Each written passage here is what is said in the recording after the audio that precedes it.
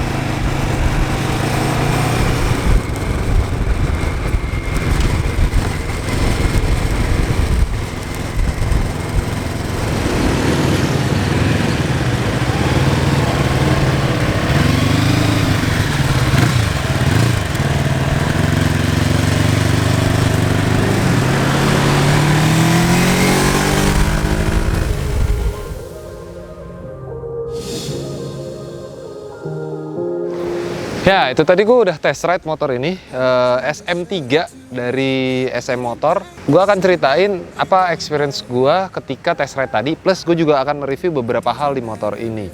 Nah, untuk kategori kelas 400 cc, gue ngerasa pakai motor ini kayak ngerasa bawa kayak motor Ninja 250 atau R25 atau MT25. Karena bobotnya hampir-hampir sama, nggak terlalu beda jauh. Dan tenaganya juga ternyata 400 cc-nya ini lembut ya, nggak yang beringas. Jadi bener-bener kayak gue berasa bawa Ninja 250 kalau dari segi tenaganya.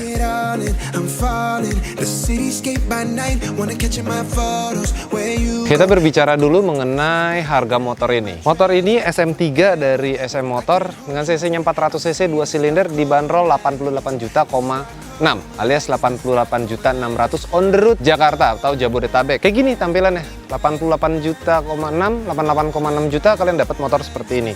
Kita ngomongin dari desainnya dulu aja ya. Dari desain bodinya, motor sport 400 cc ini didesain memang retro style, retro modern. Kenapa gue bisa ngomong retro modern? Karena stylenya ala-ala retro scrambler gitu. Kalau bisa dilihat perpaduan cafe racer dan scramblernya dari cover side sampingnya. Terus model tankinya juga seperti ini, mirip-mirip kayak XXR atau Moto Guzzi juga seperti ini, cuman beda shape-nya aja. Tapi di sini ada yang bener-bener mirip kayak XXR. Coba bagian belakang. Kalau kita tengok bagian sini, ini mirip banget dengan Yamaha XXR. Ya, sepintas mirip seperti itu.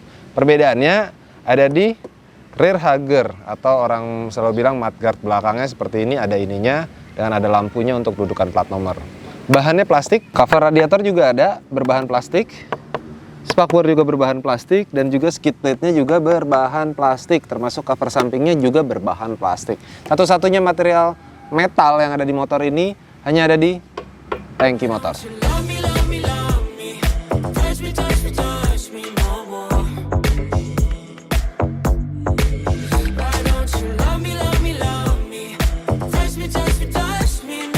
Ya, kalau berbicara dengan mesinnya inline, tegak, 2 silinder segaris, 400 cc berarti satu silindernya sekitar 200 cc.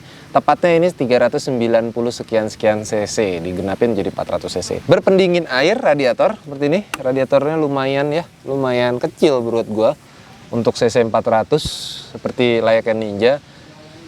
Nggak heran kalau memang cooling fan-nya nyala terus. Karena menurut gua radiatornya kurang besar untuk cc 400. Menurut gue ya, kurang besar. Makanya dia cooling fan-nya nyala terus, cepet nyala. Keluaran knalpotnya ada 2, kiri dan kanan. Selancer juga 2, kiri dan kanan. Jadi keluar exhaust portnya kanan kiri. Kalau dari belakang kelihatan tuh ada knalpot nongol 2 biji. Dan yang jelas motor ini udah electronic fuel injection atau EFI atau injeksi ya, ini dia nih seperti ini. Jadi setting-settingnya harus pakai komputer.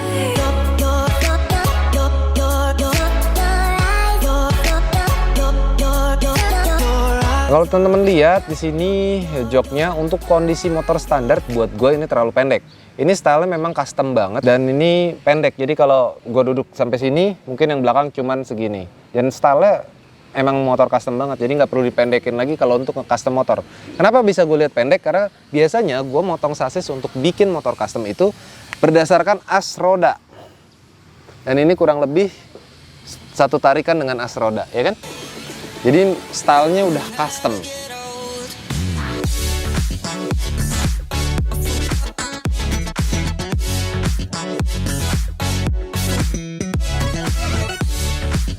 Motor ini memang style sporty atau sport, tapi mengusung juga gaya yang retro. Kita bisa lihat dari style sasisnya, rangka turbular.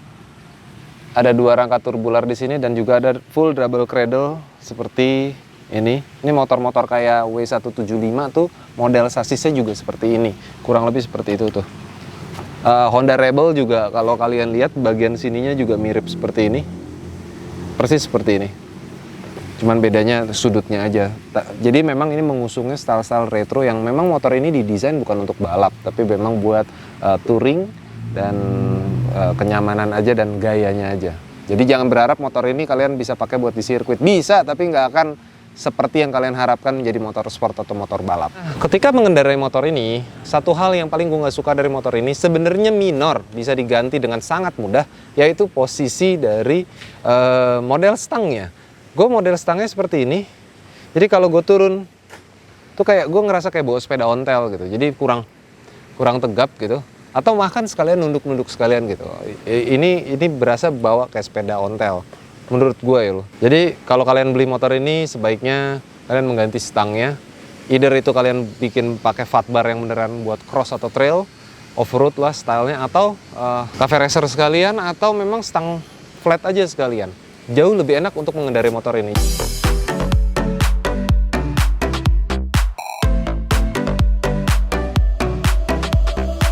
Nah, di motor ini hal-hal modernnya juga banyak dan bagus-bagus. Contohnya seperti suspensi upside down. Gue pikir ini variasi-variasi gitu ya, maksudnya levelnya setara variasi. Tapi setelah gue coba dan gue bawa motor ini, suspensi ini justru mirip kayak bawa suspensi original OM dari brand-brand Jepang. Tingkat kelembutannya ya, dan enak gitu. Nah, gue mau lihat ukurannya berapa sih. Persis seperti dugaan gue, 53 mm untuk diameternya. Kalau untuk ininya 41, jadi batangnya 41. Memang levelnya ini buat moge-moge sih memang setaranya 53 dan 41 untuk diameter dari suspensi upside down-nya. Dan yang menarik lagi, kalau kita tengok, kalau kita lihat di bagian rem, kalau kalian lihat di sini, ya kalipernya 4 piston, kaliper 4 piston dan radial. Jadi kalau kalian pengen upgrade lagi, let's say ke Brembo gitu, RCS 19 yang atau apapun gitu yang radial juga bisa, langsung plug and play, nggak perlu bikin adaptornya lagi karena memang udah kaliper radial. Sayangnya dia hanya di sebelah kiri, nggak kiri kanan. Gitu. Dan untuk pengereman motor ini sudah dilengkapi dengan ABS, asal Bapak senang. Oh bukan. Ya, ini sensor ABS-nya ada di sini. Ini sensor ABS-nya, pickup sensornya di sini, dan ini adalah sensor untuk pemutus ABS-nya di sini. Kita lihat di bagian belakang. Begitu juga dengan rem belakangnya sudah menggunakan ABS. Cuman di sini lucunya kalipernya berwarna merah yang di belakang ya. Besar, satu piston besar, ada sensor ABS-nya fungsi juga, bisa dilihat di situ ada sensor ABS-nya. Untuk remnya udah mengusung ABS. Makanya nggak heran kalau kalian pakai motor ini, ketika kalian bawa tes pertama kali jalan, remnya kayak kurang pakem gitu. Karena memang rem tipikal rem ABS seperti itu, nggak langsung ngegigit. Jadi dia ada lembut-lembutnya gitu deh.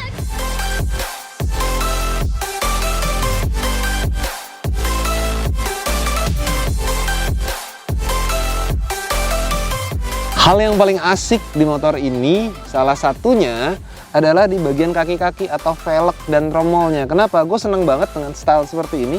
Jari-jarinya di samping velgnya. Seperti BMW GS 1200 juga ada yang seperti ini. Enaknya kenapa? Velg jari-jari seperti ini tetap bisa mengaplikasikan ban tubeless. Nggak perlu dilapis-lapis lagi atau diakalin untuk menjadi tubeless. Dan asiknya juga, lebarnya udah 3,5 inch di bagian depan dengan menggunakan bannya ukuran 120/70 ring 17.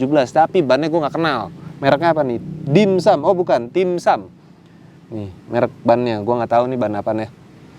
Nah, kita ke bagian belakang. Dan ketika membeli motor ini, velgnya sudah dibekali velg lebar 4,5 inch di belakang dengan style jari-jari yang sama seperti di depan, yang bisa langsung ditublesin. Dengan menggunakan ban bawaan motor ini adalah 150/70 ring 17 dengan ban dengan merek yang gue masih tidak kenal, yaitu Tim Sam. Dan untuk suspensi belakangnya dual suspension seperti ini, bukan monoshock ya. Jadi dual suspension dengan swing armnya yang terkesan besar. Tapi kalau kita tegasin lagi seperti swing armnya Kawasaki Ninja 250. Ya, berbicara mengenai suara, ketika kalian beli CC Moge 400 cc ke atas lah ya, pasti kalian berharap performa, quality, dan suara. Bagaimana dengan suara motor ini? Tadi mungkin kalian udah dengar pas test ride dan agak sedikit bersuara angin. Sekarang gua akan dengerin secara silentnya seperti apa. Nah, seperti ini.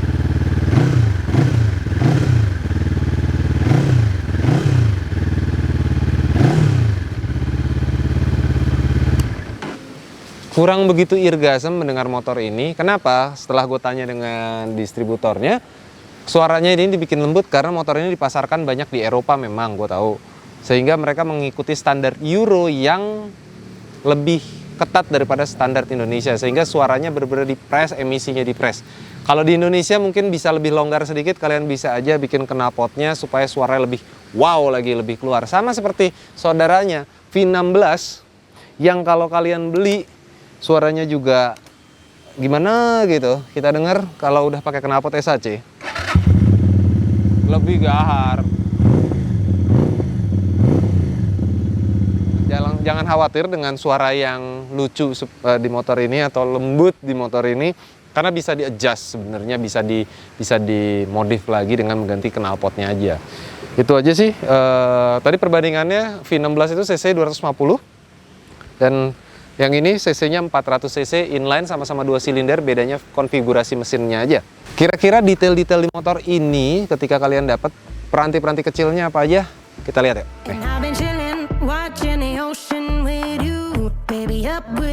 Ya, ketika kalian beli motor ini, yang kalian dapatkan adalah speedometernya sudah digital dengan ada gear positioningnya 1, 2, 3 sampai posisi 6. Ada juga RPM dalam bentuk analog dan juga penunjuk kecepatan dalam bentuk digital. Untuk stangnya masih mempergunakan stang dengan ukuran 22 mm atau stang yang ada di pasaran di Indonesia.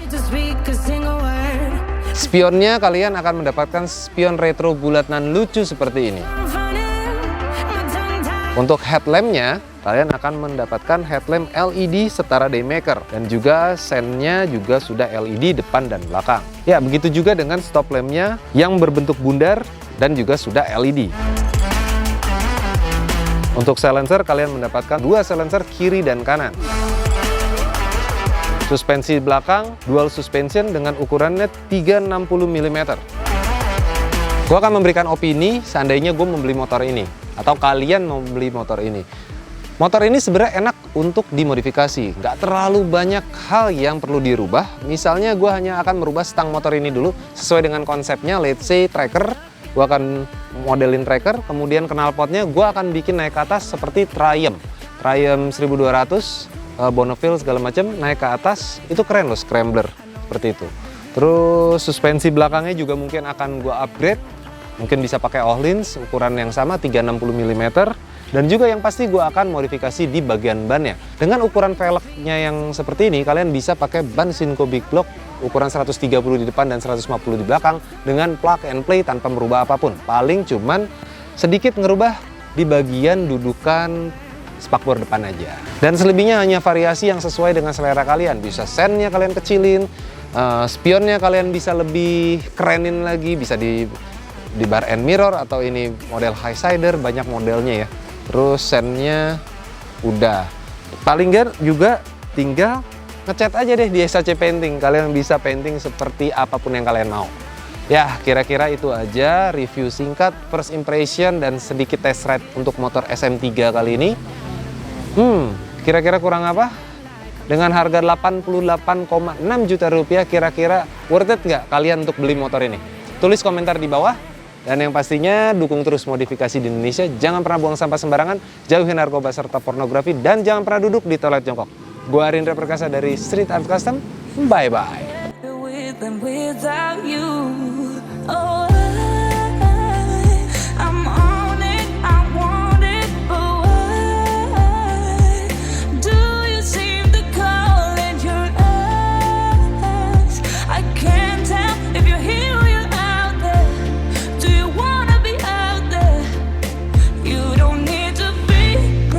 Coming to me, I just need this to be real.